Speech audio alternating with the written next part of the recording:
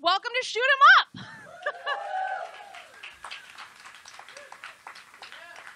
This is the show where you get to see the evolution of story from story to script to screen live. The show is spread out over 3 nights with 1 show a night over 3 months.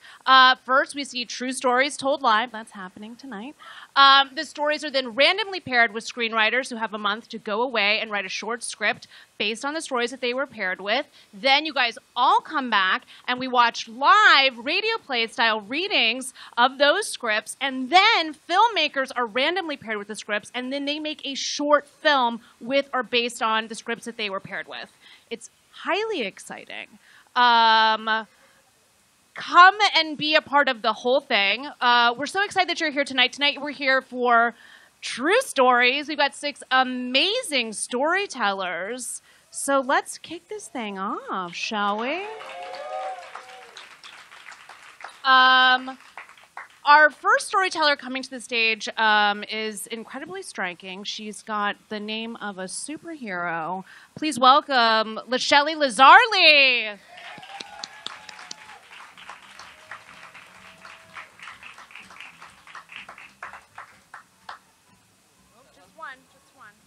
Oh, that is one. Yes. Matt Price. Matt Price. Oh, okay. Okay. Oh, all right, give it up for Lichelli.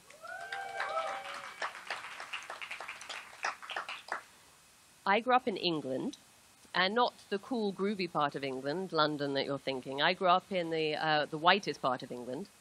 And in my small town, the only people of color were the Asian family that ran the Indian restaurant, the Chinese family that ran the Chinese restaurant, a Nigerian family, and my sister and I, who are biracial. And we were being raised by my blonde, blue-eyed English mother. And that was actually okay. We didn't really suffer that much racial discrimination because up until the age of 11, I was sent to a Catholic boarding school where the nuns hated all the girls equally. So that was fine. But then at the end of that year, I was sent to the local school that was at the top of my street. And in order to get to the school, I had to pass a convenience store that was perpendicular to the town's council estate, which is the English equivalent of Section 8 housing. Now, my first morning, I was on my way to school, and I passed the convenience store to find 3 16-year-old girls outside smoking.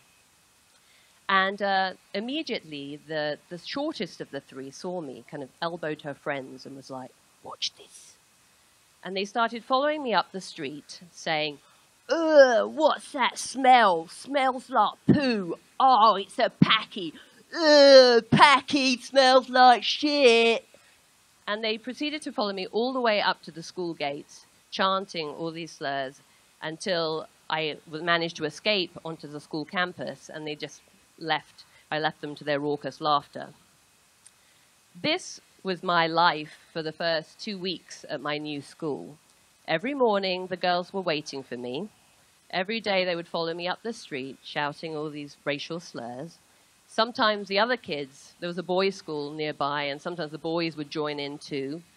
And every day, I would pray that I could just get onto campus without them seeing me cry.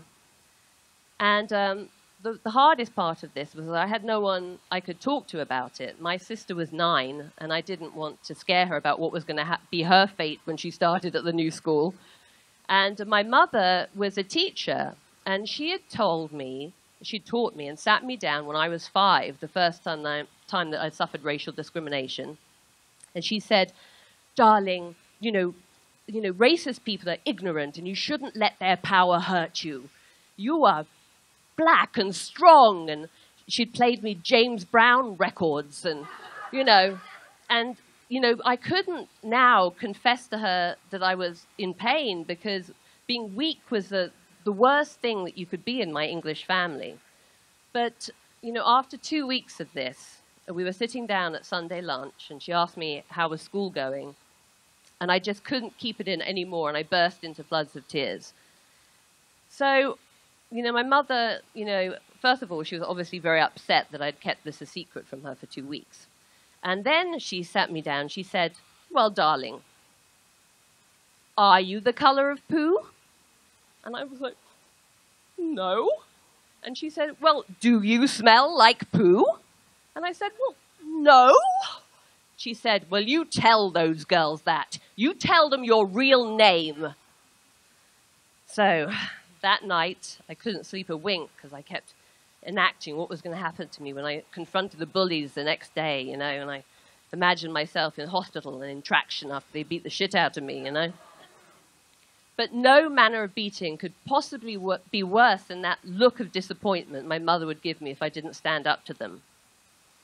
So the next morning, I get to the store, and there they are waiting for me. Same old thing. Here she comes. All right, Packy. Whoa, what's that smell? Oh, it's a half-caste. So I start walking up the street, and they're behind me, and I see the gate looming towards me, and I think, it's now or never. I have to do something. I can't let this moment pass, or my mother will never forgive me. And so they keep going, and I suddenly stop. And it's a move so abrupt that I almost startle myself. And then I turn around, and I face these girls, and I see the face of my nemesis right in front of me. And it was this bizarre moment, because when I was looking at her face, she was just so ordinary, you know? She had this translucent, pimply skin that she tried to cover up with this ill-matching beige foundation, and her hair was all peroxide blonde and made her look cheap and slutty. And I felt sorry for her, you know? And I said to her, I am not the color of poo, and I do not smell like poo. My name is Lichelli, Shelley for short, and from now on, I would like you to call me by my proper name. And I didn't wait for a response. I quickly whipped around and started walking up the street as fast as I could. But I honestly don't think those girls actually moved a muscle. They just stood there, kind of frozen on the spot. And I got onto campus, and it was this brilliant moment. It was the first time I'd been happy in 2 weeks, and it's great. And then I realized that I was going to have to face them again the next day. But the next day, I get to the corner, and they're not there. So I walk past the convenience store as fast as possible and get onto campus unharmed. The day after that, they're not there again. Same thing. Quickly get onto campus, thank God. By the third day, I'm even so bold as to look into the convenience store to see if they're in there, but there's not a sign of them. But by the fourth day, they're back.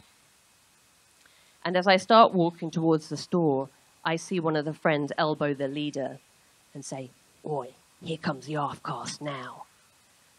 But then this weird thing happens. The leader turns to a friend and is like, "Leave her alone. That's Shelley. She's all right." And they just let me walk past the store without even so much as a second glance, and I get onto campus. The day after that, I run into them at school. And I see them walking towards me down the corridor, and I think, this is it. And I brace myself to be body slammed into a locker. But she nods at me, and nothing else happened. And then a few days after that, she introduced herself. Her name was Tracy. And after that, Tracy and I went on to have this strange friendship of sorts. You know, sometimes we'd stop and we'd talk about the weather and how much school sucked. And never again did she or her friends bully me. And I have to thank my mother for that, although I do say to her that I'll never quite understand what James Brown meant when he said, "Say it loud, I'm black and I'm proud." But the lesson here was I just had to learn how to be proud of being me. Thank you.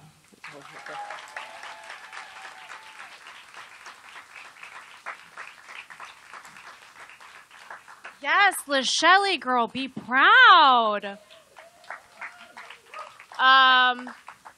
It's so funny because it's like, first of all, those bullies, it's like they were calling you a packy. It's like they couldn't even get the right racial slur. And then it's like you also know that like those girls are also like working at like a Sainsbury's local now, so you're definitely having the last laugh. Don't worry. I was Lichelli. You know your story was really good because you won me over because I hate all British people now because my ex-boyfriend was like really like posh Brit, and he just decided to walk out before the holidays. But I forgot about that. Even like hearing your accent, you really transported me. So I just want you to know that. It's like some days I'm like, I'm totally over it. And then today I was driving to Earth Bar, to get my injections in my ass of vitamin C and B12 complex. You know what I'm talking about. And I suddenly, like on Santa Monica Boulevard, I played out this whole fantasy where he was in there and I punched him in Earth Bar, like the place with the $12 smoothies. Okay. Our next storyteller coming to the stage seems like she's a lot wiser than me, and perhaps can offer me a little life advice. Please welcome Bobbie Becerra.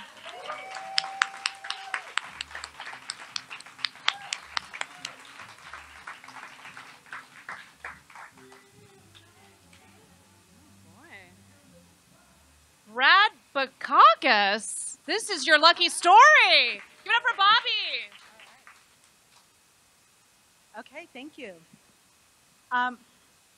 So I had a very interesting dating experience. And this happened when I first tried the online thing. And so I connected pretty quickly with this guy. And, the usual, we trade pictures and we have some email correspondence. And he's kind of interesting and we had some things in common.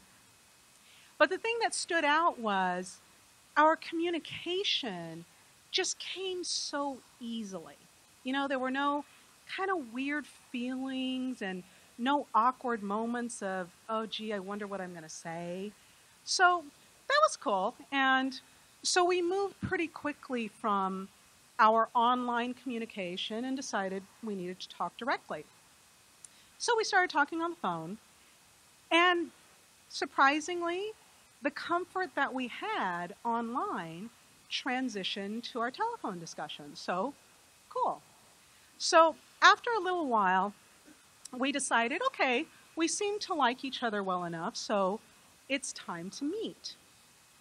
And I said, okay, well, terrific. You know what? You pick a place. He knew the area I was in. He knew I was a bus rider. I said, I just want to make sure that it's someplace easy to get to. So he says, great, let's go to this place over in West Hollywood. Terrific. So we agree that we're going to meet for dinner. And this is kind of fun now. I didn't expect anything whenever I started. And now, just a few weeks in, I get to go and meet some new person. And so I get ready and head over to the restaurant. And our timing was terrific. We got there at almost the same time. And, when we finally see each other, we have that kind of fun moment of being excited that we actually get to meet the person we've been talking to. And we're both standing there with these, big, silly smiles. And so we go into the restaurant and we get seated pretty quickly. And he starts talking and he says, Bobbie, I'm so glad we did this. This is nice that we're actually here because everything has really been so easy. I mean, I feel so comfortable with you. I really feel like I can tell you anything.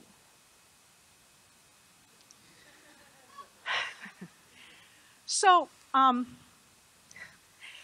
I do appreciate that he trusts me, and he's absolutely right. We've been very comfortable with each other, so that's good, but considering this is our first face-to-face meeting, I am a little hesitant. But I do ask him, okay, well, is there something specific on your mind? And he says, well, yeah, I wanted to tell you that I don't know that I could ever see myself having kids. And I'm thinking, okay, it's a little heavy for the first date, but okay, this is important to him, so I'm listening. And he continues and he says, to be honest, I don't know how anyone would consider raising a kid today, especially in the United States, with all the Mexicans coming over and taking over everything. I mean, they're coming and they're taking our jobs and they're taking our women and they're having babies everywhere. So honestly, I just don't know how the white race is going to survive the next generation.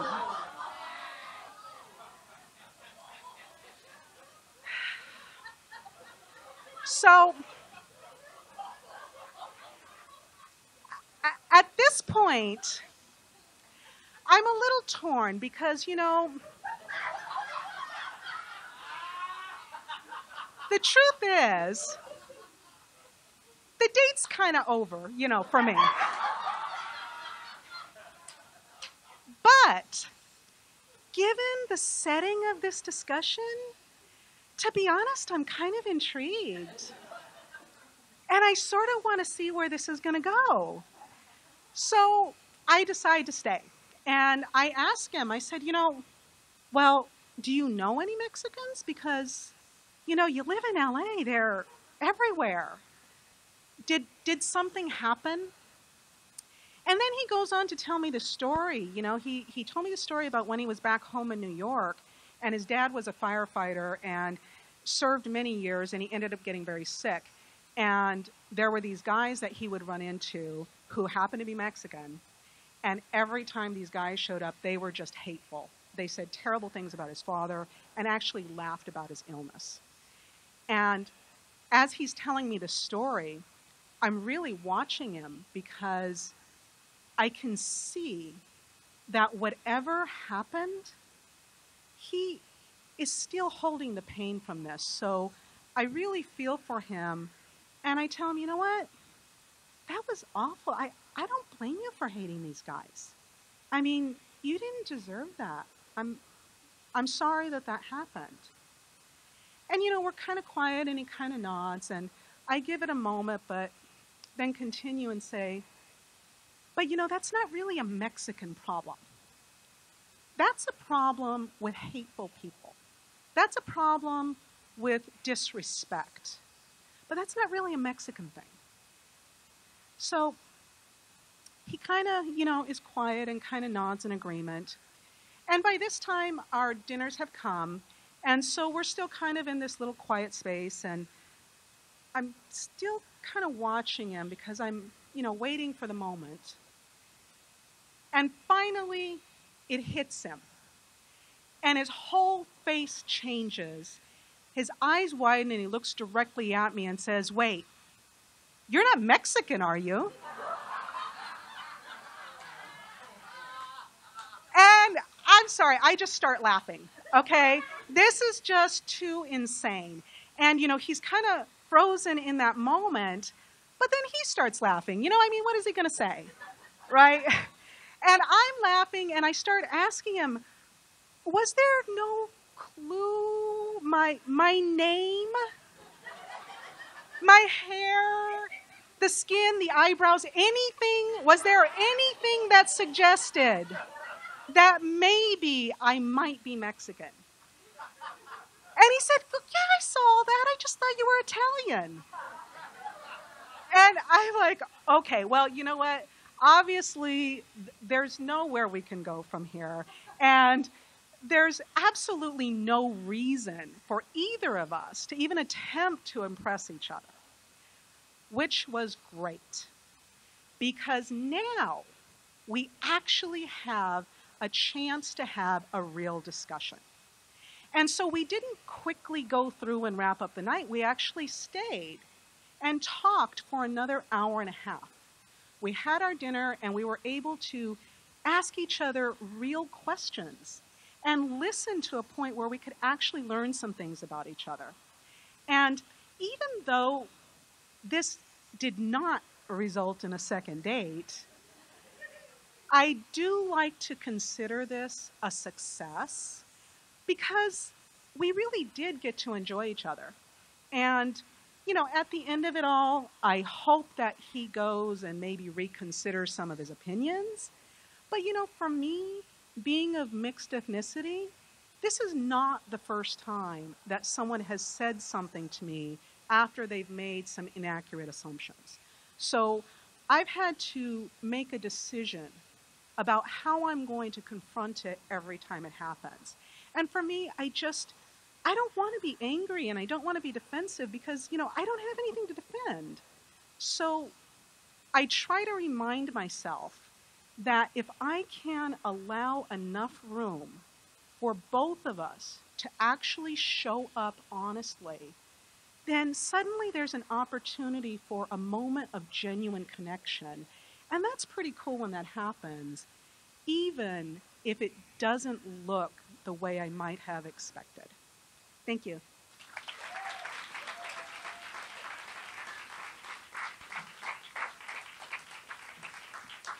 All right, Bobbie. I knew you were wiser than me. I definitely wouldn't have handled that situation so well. Although that's an amazing character, like the white supremacist who can't distinguish between different races. It'd be like a great sketch. You could have that for free. I just gave that to you. There's a lot of crazy people on the apps. A girlfriend of mine went out with this guy, and like he had this like really erratic behavior, and then he just like stopped talking to her. But he had left his passport in her purse, and he never contacted her again, and never tried to get it back. And I was like, "Girl, go sell that thing for $50,000." Like, what do you don't? He's never gonna text you back. Like, you should just block his number. No, when I was very young, I went on this date from like Match.com, and then I was living in New York at the time, and like the guy came to pick me up, and he was like in a car, which is already strange, and it was like raining, and he just like honked, and then I just got into a car with a stranger, like a prostitute. And his face was like completely like pockmarked, and he was like 10 years older. Then he looked at his photos, and we were like driving uptown, and like and he's like we don't know anything about each other, so he's like what have you got, you know? And I was like, what do you mean, like brothers and sisters, you know? And he was like, yeah. And I was like, I have 2 elder brothers. And I was like, what about you? What have you got? And he goes, about 9 inches. Can you handle it?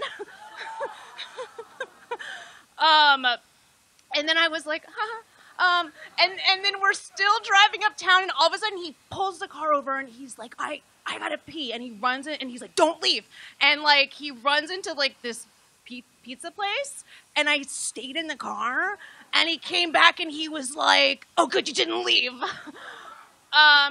Anyways, our next storyteller coming to the stage is a man.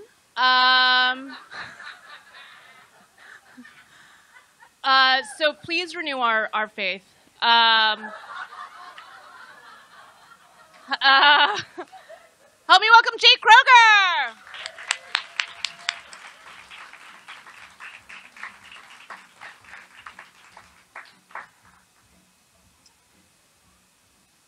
Abed Gheith. Okay, give it up for Jake. I'm sorry, Melanie. I should say at the top of this story, I am not the hero. So, well, here we go. I hate my mom. I also love her, but I do also hate her. Isn't that how that's supposed to go? There are a lot of reasons why. There are a few. One time, during a family meeting, my mom looked me dead in my eyes with my dad and my sister watching and called me worthless. Right? And then we all took a beat, because that's pretty heavy. And I asked my mom, did you just call me worthless? And she said no.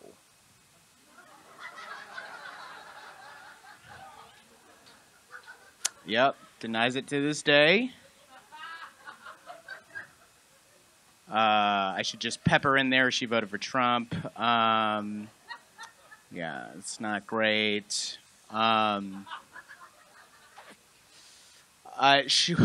time, I would also, I'm a comedian, and one of my favorite jokes that nobody likes, because every comedian has a favorite joke that nobody likes, is that, and this is inspired by my mom, is SIDS, which stands for Sudden Infant Death Syndrome, I feel is not a syndrome.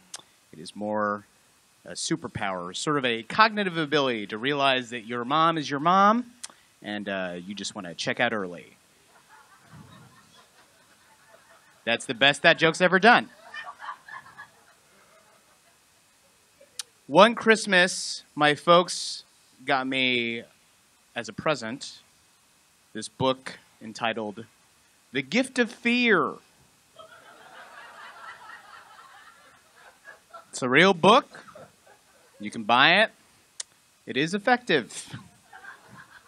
They're paranoid people. That's why they got that. They think the world's an awful place, and I always need to be ready. Part of why I have always, when I was a kid, been enrolled in martial arts. In fact, when I was about 12 years old, we lived in Lubbock, Texas, and we were a military family, so we moved around a lot. And my parents decided that we all should take Taekwondo, and we cut a deal with the master to all get black belts in 2 years, as long as we just signed up together. So my mom, my dad, my sister, and me all signed up to do Taekwondo, and we'd all are guaranteed black belts just because we all signed up as a family package. Really cheapens the black belt, doesn't it? So I was like kind of the first to get a black belt. And I should probably say this: when you're taking martial arts, you're learning self-defense, and you got to take stock in that phrase, self-defense, in that you're doing stuff, you're learning to defend yourself, and you're supposed to be reactive, and you're not abusing your skills to use it offensively at all. Well, what you're about to hear is not a case of that. So I know I present as a very gentlemanly, put together person, but you might be able to gather just a little bit. I got a lot of rage, a lot of deep-seated rage. So much so that I'm actually afraid to fight people, because if I do, I'm just going to punch you in the throat. That's what's going to happen.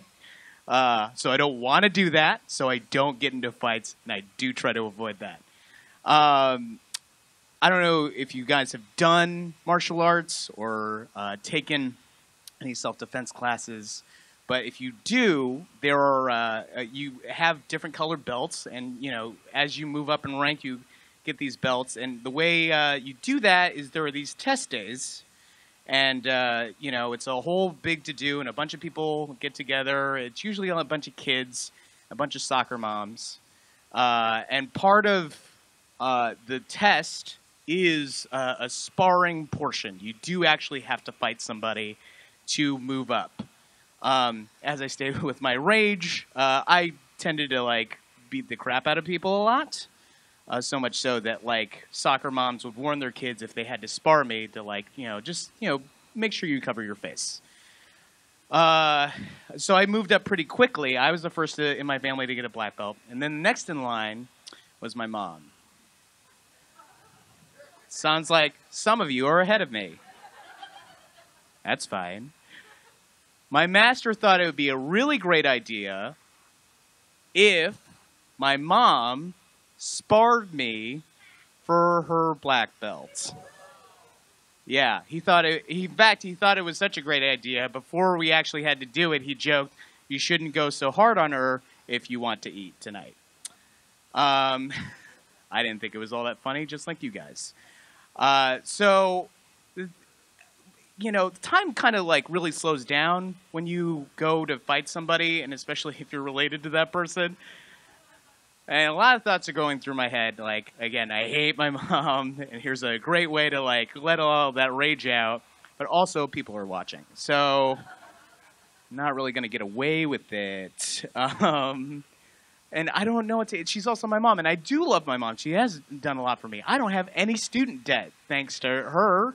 Yeah, that's really great. But I was just trying to figure out what I should do because I'm about to like spar my mom for 3 rounds that are 3 minutes each. And like I said, time slows down. Those 3 minutes seem like an hour apiece, especially if you're the person losing.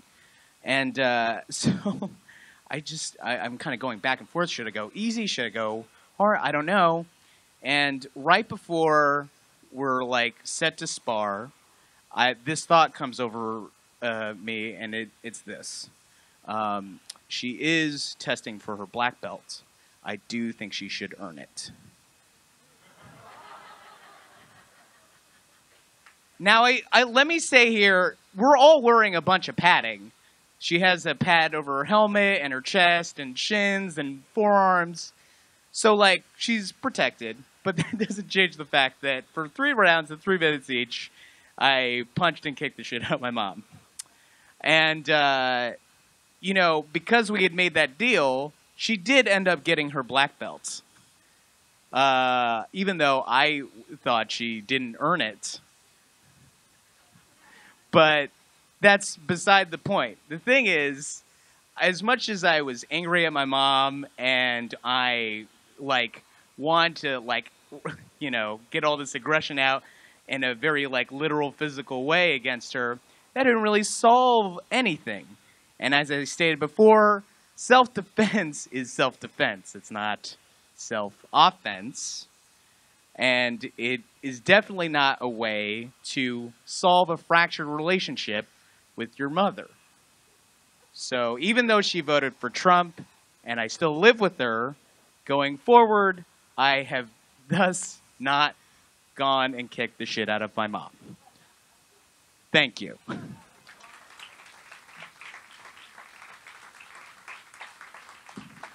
Jake, we all commend you on not kicking the shit out of your mom.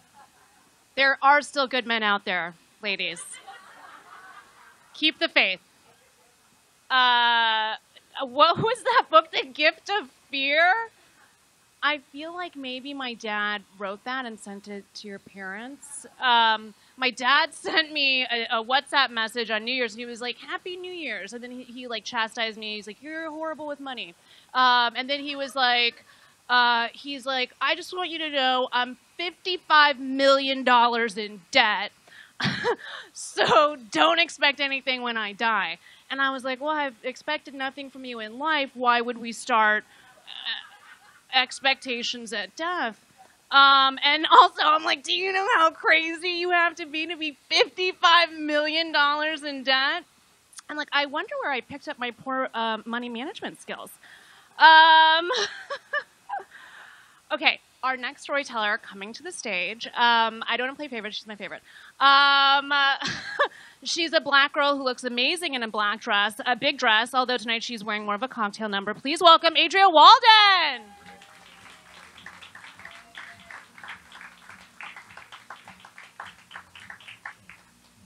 Oh, yay! It's Rebekah and Joe. Woo! Yay, Aydrea! I learned how to do this. Oh, great. So it's a couple years after college graduation, and I am finally living in Los Angeles, trying to make it my dream city. I am also trying to make it with my boyfriend. He is not my dream boyfriend, but he likes me, and that's plenty. He also was nice enough to move with me all the way from Washington State to Los Angeles, and so it would have been so rude to break up with him just because things weren't perfect. This one night we were fighting, which we do more than I care to admit, and I'm feeling really bad about it this time because we're doing it in my apartment where I live with my roommate. So rather than get her in the middle of it, I say, let's take a walk and have this conversation in private. So we walk from my apartment at Magnolia and Laurel Canyon, and we walk down to that Yum Yum Donuts place that's a few blocks away. And we're coming back, and we're finally starting to calm down. Things are getting better. We have our little bag of donuts, and a couple of guys run up from behind us, stop a few yards ahead of us, turn around and start just kind of looking us up and down. And all of my spidey senses are tingling. I am super nervous. All my hackles are up. But then I also think, oh my God, Aydrea, are you really going to be that uptight girl who crosses the street just because there are a couple of creepy guys in front of you?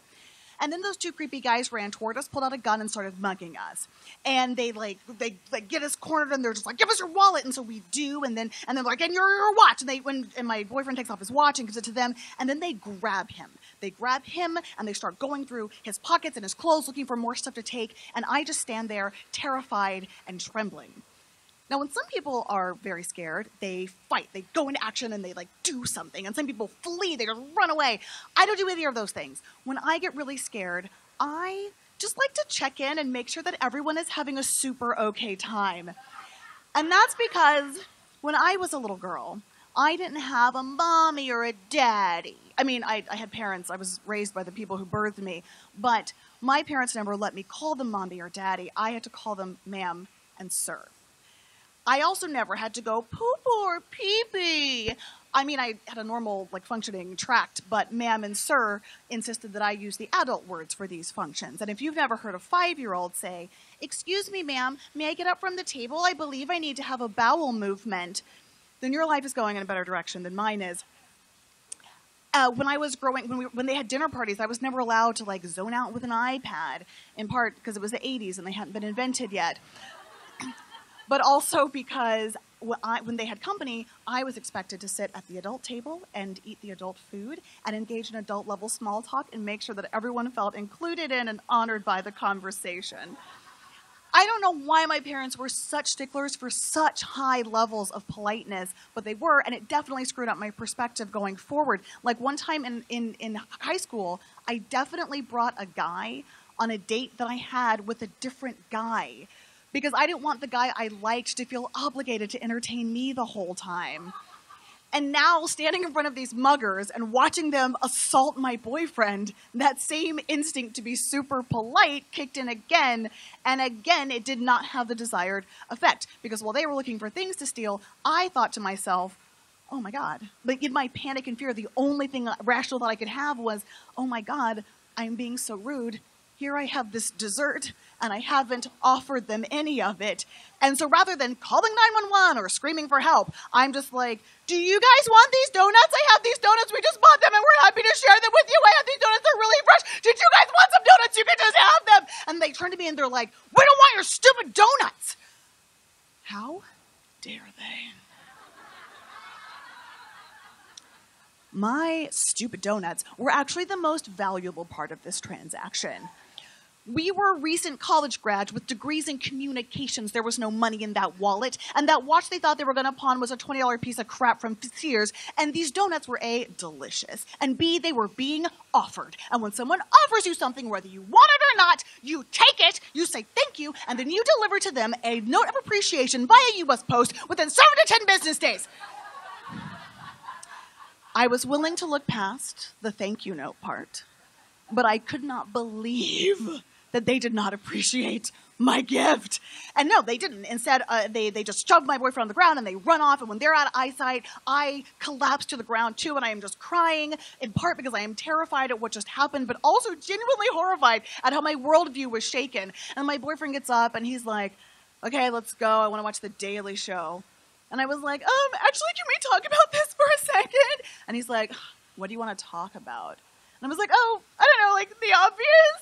And he's like, what? They're gone. You're fine. Why can't you just get over this? And he starts fighting with me again. I don't know what the post-mugging protocol would be per Emily Post, but I know that it isn't to do the thing that got you mugged in the first place. And as I was sitting there, I was like, oh my God, everyone else seems super cool with being super rude. Those guys just mugged us. They don't care about politeness. They just broke the social order by committing a property crime against us. And my boyfriend doesn't care about politeness because with the everything. And so I was like, maybe I should try that too. So a couple days later, I skipped the self-defense class that I signed up for without giving them 24 hours notice. I turned up at my boyfriend's house unannounced, and I fucking dumped him. Or, as ma'am and sir would say, I successfully terminated my relationship with the unfortunate gentleman, bless his heart. And I felt amazing. I mean, I felt super bad about missing that class. She was a really nice teacher, and I totally offered to pay her double for her missed time. And then I go back to the scene of the crime to just kind of finish processing my emotions, and underneath a little tree there is my bag of donuts. and I open it, and it's half eaten, and I'm so happy to know that somewhere, someone is polite enough to appreciate my gift. Thank you.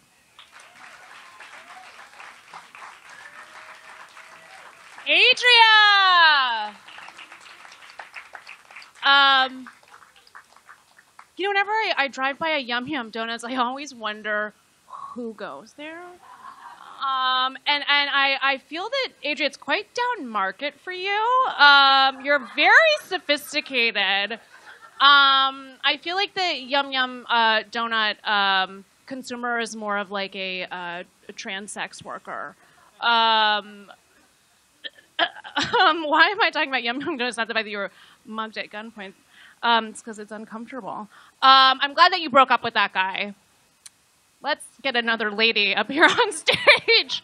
Okay, help me welcome our next storyteller. She reminds me of Punky Brewster, who was a character in the 80s, which was before I was born. Please welcome Jenna Brister. Woo!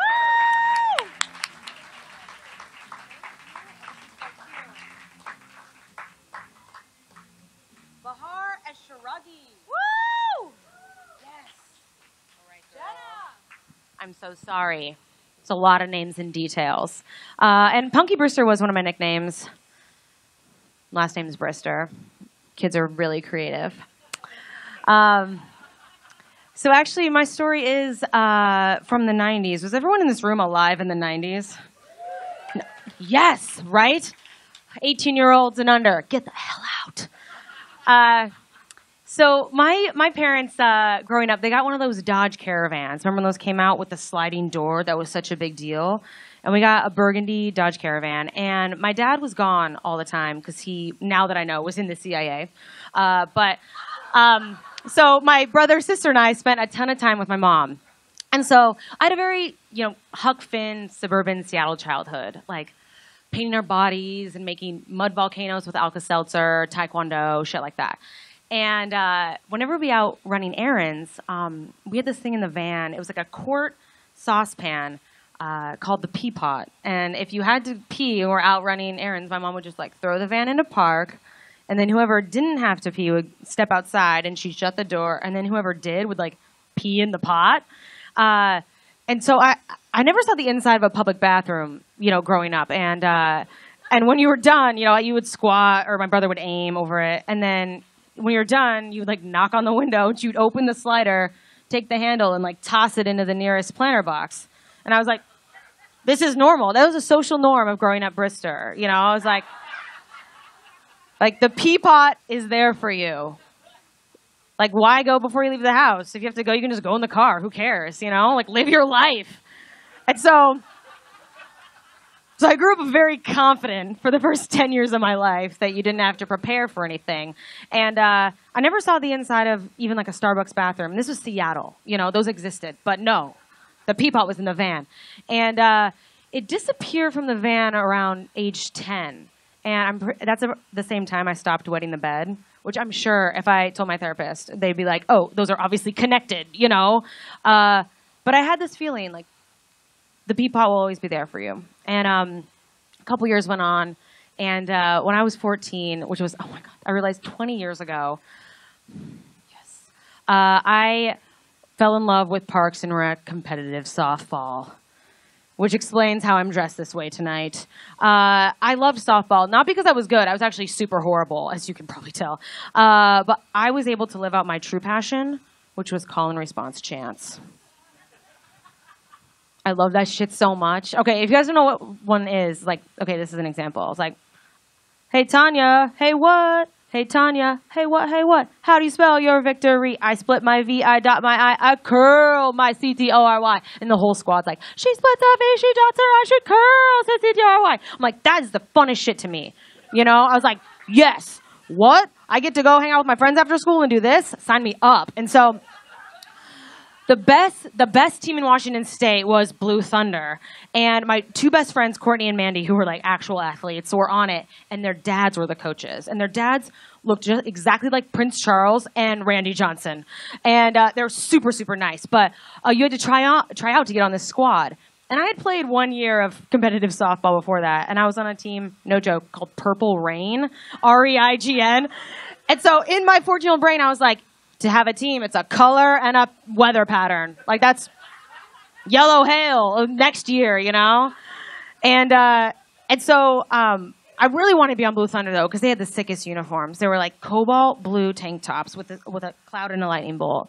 And then you had these white pinstripe shorts and these cobalt blue sliding shorts underneath, which if anyone's played fast pitch, they're basically like Spanx for sports. You know, they have pads on the side and like keep everything tucked in. But it helps when you slide, so you don't, you know, scrape up your legs. And then blue and white socks, cleats. They were the sickest thing ever. And I was like, yes. Blue Thunder is my goal. And so I go try out, and of course there's only like 15 people there, and so I get on the squad, thank God. And they let me on. And I love it because I barely ever play, which is nice, because on Purple Rain I played all the time because we all sucked.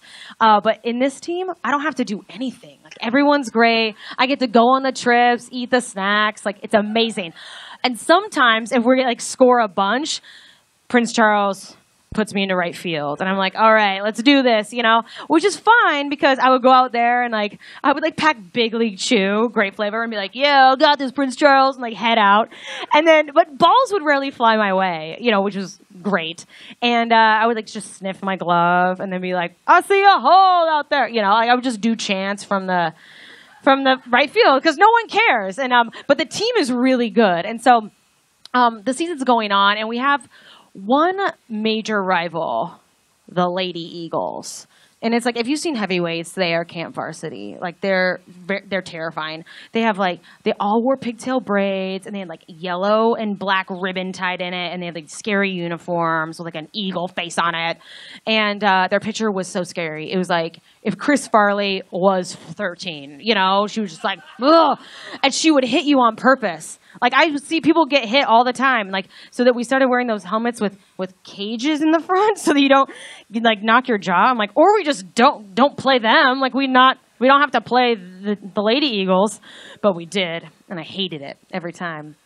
But the season's going on, and the team's great, and we get into the state tournament. And I'm like, that's hilarious, because this entire season I've been like, I see a hole out there. I see a hole out there. I see an HOLE hole out there. So hit the ball out there. Like, that's my life, you know? That's all I do. Some of my friends were getting fingered for the first time that summer, you know? But I'm there, like, fisting bags of Cool Ranch Doritos, being like, this is my life. I'm living the best version of myself, you know? So we got to go to state. And so we load up in the family van, sans Peapot, which, by the way, no one's talked about 20 years later. No one's, like, corroborated their stories. I mean, like, you remember Peanut? You remember? You know? It's gone. In a Goodwill somewhere. Oh, God. And so we load up in the van, and we drive to Eastern Washington, to Richland is this town. And there's a billboard as you drive in on the 90 East that says, the Palm Springs of Washington.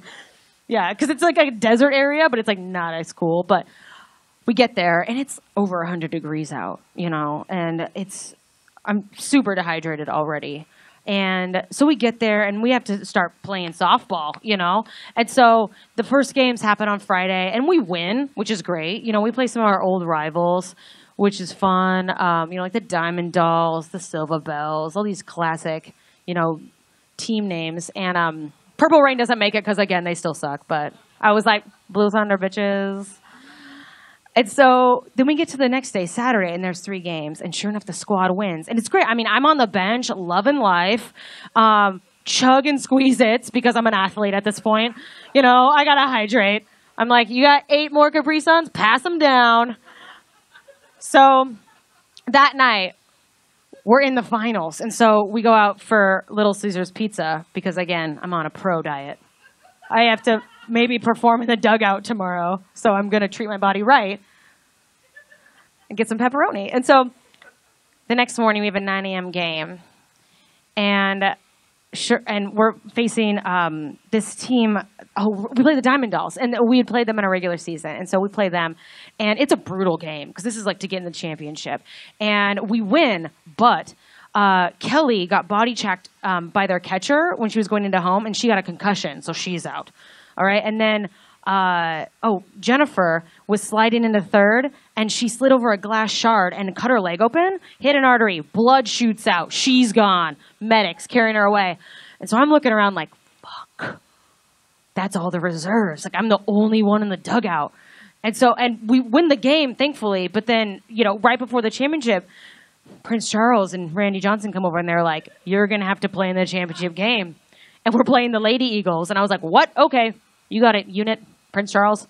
Let's do this." And so I start warming up for the first time all weekend, all season really, and I'm like just throwing and like jogging, which just feels weird, and I'm so dehydrated because I haven't drank water in I can't tell you how long. Because remember in the 90s how no one drank water? Someone you offered a glass, you're like, well, what's in it, And unless there was like a third of a cup of sugar and some red 40, I'm not touching that shit. Okay? And so I'm super dehydrated, and my parents are so excited, though. They're like, you're going to play in the game. There's no one left on the squad. There's only 9 of you. And I was like, yeah. And there's no reason why I should be playing in a state championship game, at any level. That makes no sense. But I got to do it for the squad. And so the game starts, and I'm up to bat. And I don't know if you can tell from where you're seated, but I have a pretty small strike zone when I'm in position. And so I have 2 options in softball. I either strike out, which happens a bunch, or I walk, I'll get 4 balls and I get to go to first base. And so that happens, which is great because Prince Charles and Randy Johnson know what to do. They put someone good behind me, get the run, live it up. But the game is so intense. And anytime it's like between an inning or I'm not like, I see a hole out there. Like I'm back and forth to the porta potty. There's these 2 porta potties down the third base side by this chain link fence, and I go in there and it's just like shit lava coming out of me. And I'm like, did I have some bad pizza? It's like, no, you don't drink water. You don't drink water ever, and you're in the desert. Like this is crazy. And so I'm like, all right, and I'm back and forth all game long. And my mom's like, what's going on? I'm like, don't worry about it. And so we're tied up, and it's towards the end of the game, and I'm up again, and I'm like, great. And then Prince Charles gives me the signal to bunt. And I'm like, really? Like, because that's baseball lingo for put your face in the line of fire. And old Lady Eagle over there is going to kill me. And so, of course, I don't bunt successfully, and I get walked, which is great. I'm on first base, which is good news bears for the squad, because Courtney's up, and she's amazing. But bad news bears for me, because I'm about to poop my pants in T-minus 5 seconds. And so I'm standing there on first base, and I'm like, okay, let's just get this over with. And then I look over at Prince Charles at the third base side, and he gives me the signal to steal. I'm like, that's hilarious. How am I going to do that? I'm gonna blow it out. And so, sure enough, Lady Eagle pitches it, and it gets past the catcher, and I take off in a dead sprint towards second base. And I'm running, and then through my periphery, I see their catcher throw it. So I launch into the reason for the sliding shorts, into this figure 4 leg lock, like this. And I go down, and right when I hit the sand, I slide, and I feel this pool of hot foam shoot out of my body.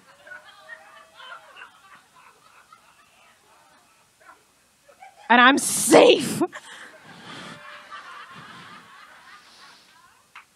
Which blows, because if you're out, you get to leave the field. But I'm safe. So I stand up. And at age 14, I have my first ever panic attack to the sound of softball noises. All right, people are cheering. There's like bats against a chain link fence. My parents are up out of their lawn chairs. They're like, yeah! Like, they're loving this. And I'm like, oh my God.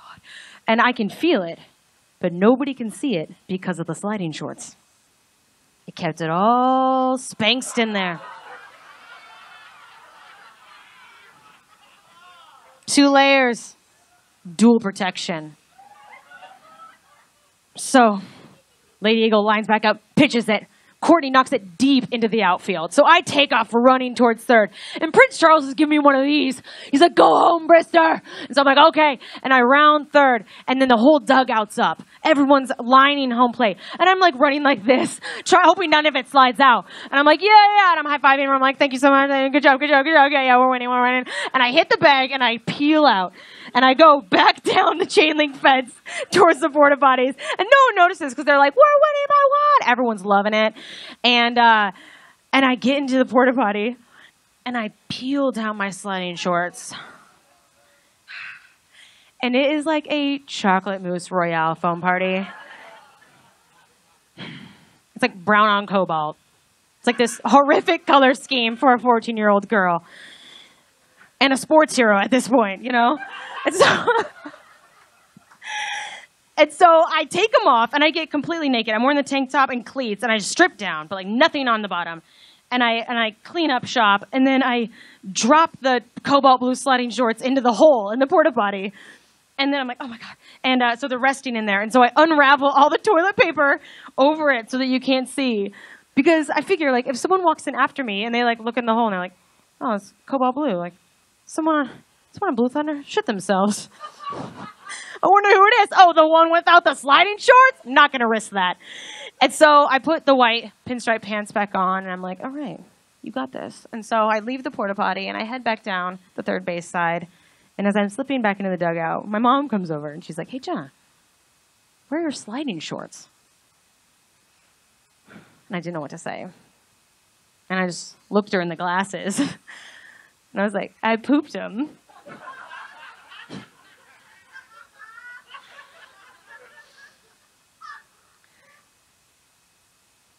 And she goes, classic. Get back in there. You got a game to finish. And I was like, cool. And I did. I went back in the dugout.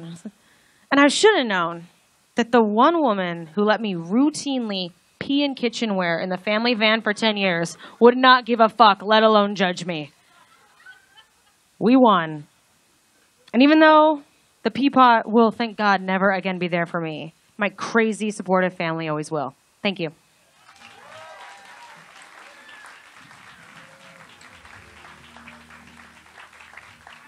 Oh, nice musical choice.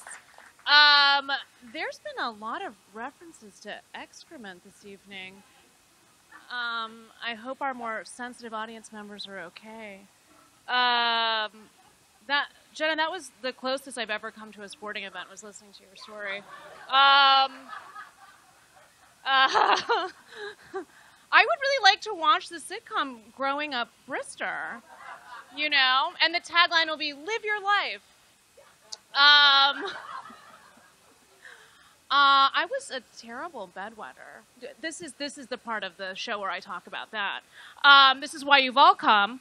I didn't for like far too long, you know, like till recently. And like my mom, like she really wanted me to be friends with this little missionary girl named Marnie. And so she had Marnie, like, I don't know who this girl, we were not friends. And I was like 10, 11, 12, who knows? And Marnie like slept over in my bed. And we were awoken in the middle of the night because I had pissed all over both of us. And then it was just like we disembarked the bed. And then my mom just like came in and like changed the sheets, and then we got back in the bed and then never spoke of it. And I never saw Marnie ever again. I don't know why I told you that. But the pea pot, it reminded me of my dad. Was like he did a short stint in Cedars-Sinai as a patient. And my dad is Indonesian. If you don't know anything about Indonesia, don't worry about it. It's only the 4th most populous nation in the world after the United States. No big deal. But my dad was like in his hospital bed, and he was like, tell the maid I need to pee. And I was like, first of all, she's called a nurse. Second of all, she's more educated than you. Don't worry about him. Let's just move on to the show. Please help me welcome our last storyteller of the evening. I'm so excited to hear her tell a story, Lynne Ferguson. One left. Tell me about Marnie. I want to know about Marnie. Shauna McGarry. Woo! And Shauna just got engaged. Everyone congratulate her. Hey, Shauna, are you Scottish or Irish? Oh, awesome, because I was thinking somebody was going to have to be bilingual. Do you know what I mean? They'd be like, oh, no, I'm going to have to translate the Scottish woman.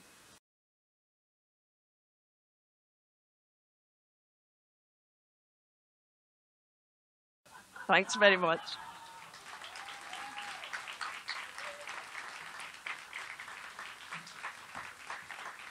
Yes, Lynne. Give it up for Lynne. Give it up for all our storytellers this evening. Give it up for Alex Linares, who's videoed the whole show, which you can watch on our YouTube page. Please join our Facebook group. The magic of this show is that it's like you get to come back and you get to see the scripts and you get to see the film. So please come back. Same bat time, same bat place. Thursday, February 22nd. It's going to be here. It's going to be amazing.